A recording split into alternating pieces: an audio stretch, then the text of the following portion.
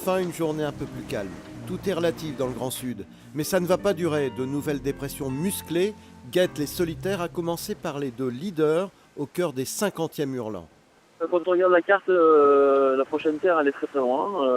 Voilà, pas qu'à Borne. Si on a des problèmes, on sait que les seules personnes qui pourront nous aider, ce seront les concurrents. Bon, j'ai la chance d'avoir Alex pas trop loin, donc pour la sécurité, c'est très bien.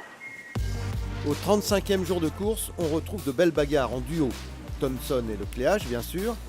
2600 km derrière, Paul Meillat résiste toujours à la pression de Jérémy Bayou. Autre bagarre en duo, celle de Yann Eliès et de Jean-Pierre Dick, qui effectuent une très belle remontée depuis quelques jours. Moi, je suis revenu pas mal aussi sur Yann, avec un écart qui maintenant est à peine supérieur à 100 000. C'est bien. Maintenant, voilà, la course est encore très longue, pour avoir d'avarie. Ça va se jouer pour la ténacité et la capacité à mener son bateau rapidement en cas de ralentissement. À la 8e place, Thomas Ruyant, derrière Jean Le Cam, va enfin entrer dans le Pacifique Sud à la longitude du Cap Lewin.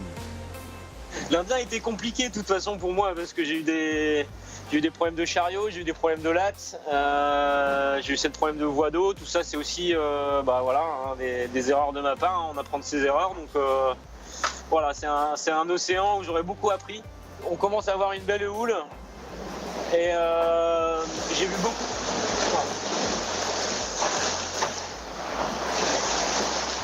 Ah, le vent monte bien là. J'ai vu beaucoup d'oiseaux aussi.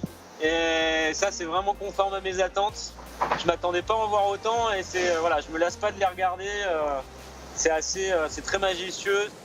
À la 16e place, le Benjamin du Vendée Globe, Alan Roura, peut apprécier pleinement la notion de course en solitaire, privé de système de communication haut débit depuis le début de la course.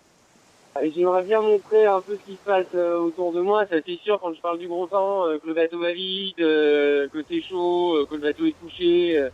J'en ai des belles vidéos, hein. J'ai filmé énormément de choses, mais je peux pas y partager. Donc c'est sûr que c'est un sacré handicap pour énormément de choses. Au début de cette 5e semaine de course, la flotte des 22 concurrents s'étend sur 12 400 km, un écart remarquable qui risque de se creuser dans les jours à venir.